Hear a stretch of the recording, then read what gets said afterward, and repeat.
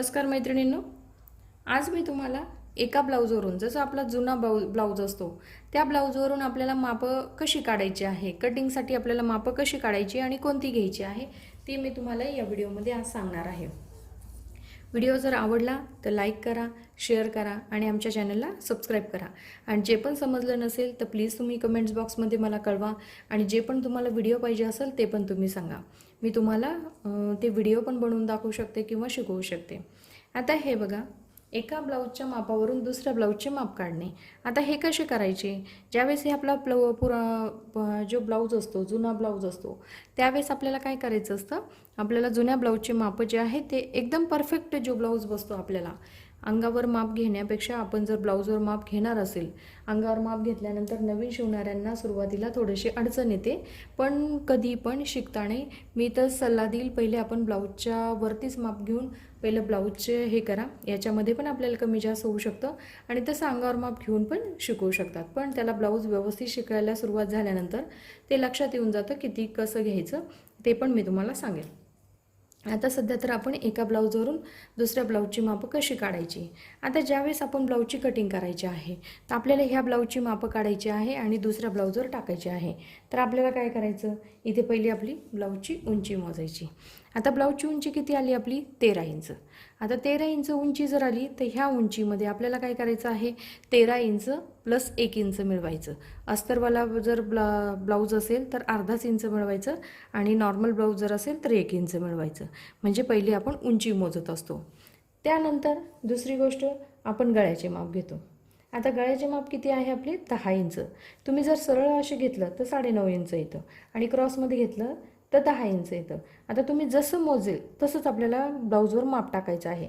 आपण अशा पद्धतीने मोजलं तर आपण असंच चौकण मोजायचा, 9.5 इंचावर मार्किंग करायचं, आपल्या गळ्याचा आकार देऊन टाकायचा। आता हे झालं दुसरं माप, म्हणजे आपण पाठीमागच्या गळ्याचं माप घेतलेलं आहे। उंची घेतली, उंचीमध्ये 1 इंच मिळवलं, गळा जेवढा आहे तेवढाच आपल्याला पाठीमागचा टाकून द्यायचा आहे। त्यानंतर काय होतं, हे बघा, आता ज्यावेळेस आपण ब्लाऊजची मापं काढतो तर हुकची साईड जी आहे, हुकची साईड आहे, कारण आईच्या साईडने जर आपण मापं मोजू शकणार नाही, आईच्या साईडने आपल्याला छातीचं माप काढायचं नाही, कारण इथे आपली एक्स्ट्रा पट्टी असते, त्यामुळे आपण इकडं नाही काढणार। आपण जी हुकची साईड असते इथे आपण काय करणार आहोत, ही छातीचे माप काढणार आहोत। आता इथे छातीचे माप कसे काढायचे हे बघा, इथपासून इथपर्यंत मोजायचे। आता हे आपली नॉर्मल शिलाई जी आहे ती आपली ही कडेला आलेली आहे, एकदम साईडला आलेली आहे। पण कधी कधी काय होतं, बऱ्याच जणांचा हा प्रॉब्लेम येतो की मागची शिलाई जी आहे ती पुढच्या साईडला येत असते, अर्धा इंच मागची शिलाई पुढच्या साईडला येते। मग ज्यावेळेस मागची शिलाई पुढच्या साईडला येत असते त्यावेळेस आपल्याला काय करावं लागतं, ती मागची शिलाई पण आपल्याला फ्रंट साईडमध्ये मोजावी लागते। जशी आता इथे शिलाई दिसते आपल्याला आणि इथे शिलाई दिसल्यानंतर इथे आपली शिलाई जर आली आणि इथे मागचा साईडचा भाग आला तर तो मागचा साईडचा भाग पण आपण फ्रंट साईडमध्ये मोजत असतो। कारण काय होतं, ज्यावेळेस आपण शिलाईवरच जर काढलं तर ही शिलाई जर इथे अर्धा इंच आली तर तो मागचा भाग आपल्याला सेपरेट काढावा लागतो, मागचा भाग वेगळा काढायचा, पुढचा भाग। पण तसं नाही, काय करायचं, फिटिंग जी आहे ती साईड फिटिंगच आली पाहिजे, त्याच्यानी ब्लाऊजची फिटिंग पण व्यवस्थित बसते।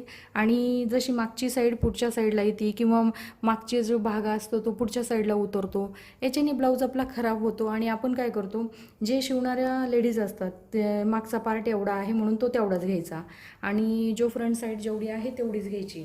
त्याच्यानंतर जसं आपला हा उतरत असतो, ब्लाऊज उतरत असतो, तर ब्लाऊज उतरल्यानंतर आपण जसं म्हणतो की जसं माप आहे तसेच आपण टाकतो, पण जी फिटिंग असते, जी ब्लाऊजची परफेक्टपणा असतो तो बसत नाही।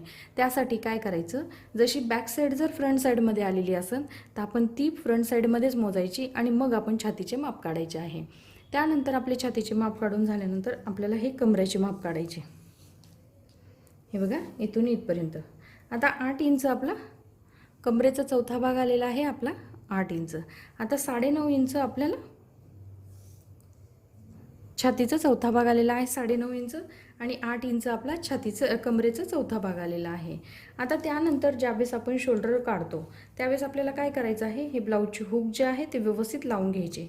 याच्याने काय होतं, ब्लाऊजचे जर व्यवस्थित हुक लावले गळा आपला व्यवस्थित बसतो। हे बघा, व्यवस्थित आपला हा गळा जो आहे तो व्यवस्थित असा बसत असतो आणि व्यवस्थित गळा आपला राऊंड शेपमध्ये घेतल्यानंतर, व्यवस्थित राऊंड शेपमध्ये गळा घेतल्यानंतर इथपासून इथपर्यंत आपल्याला हे माप जे आहे ते व्यवस्थित काढायचं आहे. 11 इंचावर आपलं शोल्डर येतं. हा गळा राऊंड शेपमध्ये व्यवस्थित घेतल्यानंतर 11 इंचावर आपलं शोल्डर येतं. मग जेवढं आपलं शोल्डर येतं त्याचा निम्मा आपण करत असतो, म्हणजे 5.5 इंच आपण घेत असतो.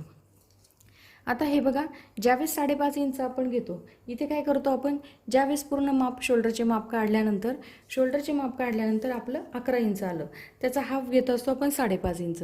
5.5 इंच घेतलं, आपला गळा डीप आहे, तर मग आपण शोल्डर किती टाकणार आहोत, अर्धा इंच कमी करणार आहोत. अर्धा इंच शोल्डर कमी केलं म्हणजे 5 इंचावर आपलं शोल्डर येणार. ज्यावेळेस आपण 2.5 इंचावर गळा टाकणार आहोत, आपला डीप गळा आहे, 2.5 इंचावर जर गळा टाकायचा आहे तर आपण 2.25 इंचावर गळा घेणार आहोत आणि 5 इंचावर आपण शोल्डर टाकणार आहोत. हे का करणार आहोत, हे कमी करणार कशासाठी, कारण आपला गळा डीप आहे, हे मोजणार आहोत आणि त्याच्यानंतर आपण हे शोल्डर जेवढे निघाले त्याच्यानंतर आपण फक्त 5 इंच शोल्डर दाखवायचं आणि 2.25 इंचावर गळा टाकायचा. याच्याने काय होईल, तुमचा शोल्डर पण उतरणार नाही, गळा व्यवस्थित बसेल आणि फिटिंग पण छान येईल. आता हे बघा, कमरेचे माप घेतले, छातीचे माप घेतले, आता आपण शोल्डरचे माप काढले. आता आपण कटोरीचे माप तर आपण ह्या पार्टवरूनच काढत असतो, त्यामुळे इथे कटोरीचे माप मोजायची गरज नसते. त्यानंतर आपल्याला मोजायचं आहे बाही उंची. आता ज्यावेळेस इथे शोल्डर जॉईंट झालेलं असतं, याच्या समोर रेषेमध्ये आपल्याला बाही उंची मोजायची आहे. 4.5 इंच आपल्याला बाहीची उंची येते. आता 4.5 इंच बाही उंची आल्यानंतर हे बघा, बाहीचा बॉटम मोजायचा आहे 6.5 इंच. आता बाहीचा बॉटम आहे आपला 6.5 इंच. आता इथे बघा, प्रत्येकाची गळा मोजण्याची पद्धत वेगवेगळी असते, प्रत्येकाची कटिंग करण्याची पद्धत वेगवेगळी असते. मग त्यावेळेस आपण काय करतो, हे बघा, आपण तो जशा पद्धतीने कटिंग करत असतो, एकाचीच व्हिडिओ तुम्ही बघत चला, जेणेकरून प्रत्येकाची एकाचे शिवण किंवा एकाचं जर कटिंग बघितली तर खूप काही लक्षात येत नाही आणि खूप चुका होऊन जातात. आता इथपर्यंतच आपण मोजतो, तिथं आपलं 4.25 इंच आपल्या गळ्याचं माप येत असतो. कारण हे जे कटोरीचं माप असतं हे वेगळ्या पद्धतीने आपण काढतो, आपण फक्त हे माप काढत असतो गळ्याचं, तर 4.25 इंचावर आपल्या गळ्याचे माप येते. आता हे बघा, आता ह्या ब्लाऊजवरून, जुन्या ब्लाऊजवरून मी तुम्हाला माप कशी काढायची आहे ती मी तुम्हाला सांगितलेली आहे.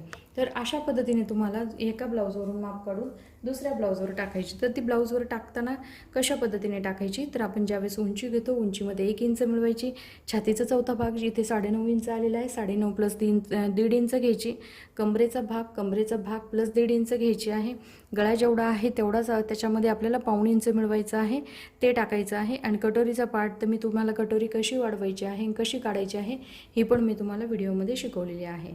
तर त्या पद्धतीने. आणि बाही जे आहे, जेवढा मुंडा असेल त्याला क्रॉसमध्ये मोजून त्याच्यामध्ये अर्धा इंच मिळवायचं आहे आणि आपली बाहीची रुंदी काढायची आणि बाही उंचीमध्ये आपल्याला 1.5 इंच मिळवायचं. अस्तरचं ब्लाऊज जर असेल तर तुम्ही अर्धा इंचच मिळवू शकता, जर तुमचं शिवणामध्ये जास्त जात असेल तर तुम्ही 1.25 इंच पण घेऊ शकता. आता क्रॉसपट्टी जी आहे ती क्रॉसपट्टी आपल्याला 4 इंच आणि 3 इंचाची काढायची असते. आता 4 इंच आणि 3 इंचाची काढल्यानंतर आपल्याला काय होतं, इथे काही कमी जास्त असेल, कारण आपली बॅक साईड आणि फ्रंट साईड ज्यावेळेस आपण चेक करतो, इथे आपण फ्रंट साईड तयार करतो शिवून आणि बॅक साईड तयार करतो, ज्यावेळेस आपण बाही जोडतो त्यावेळेस आपल्याला ही बाहीची साईज पण बघायची आहे आणि ही साईडची साईज पण बघायची आहे. त्यानंतर जेवढी क्रॉसपट्टी आपली एक्स्ट्रा येते त्याच्यावर मार्किंग करायचं आणि खालच्या साईडला आपण इथे शिवून घेत असतो. आता अशा पद्धतीने आपल्याला एका ब्लाऊजवरून दुसऱ्या ब्लाऊजचं माप काढायचे असतात. तर मी तुम्हाला हे खूप सोप्या पद्धतीने ब्लाऊजची माप कशी काढायची आहे ते मी तुम्हाला या व्हिडिओमध्ये शिकवलेली आहे. आता जर तुम्हाला अजून कुठल्या कटिंग पाहिजे असेल तर तुम्ही मला सांगू शकता, त्यावर मी तुम्हाला कटिंग करून पण दाखवू शकते. आता हा जर व्हिडिओ तुम्हाला आवडला असेल तर प्लीज व्हिडिओला लाईक करा, शेअर करा आणि आमच्या चॅनलला सबस्क्राईब करा. धन्यवाद.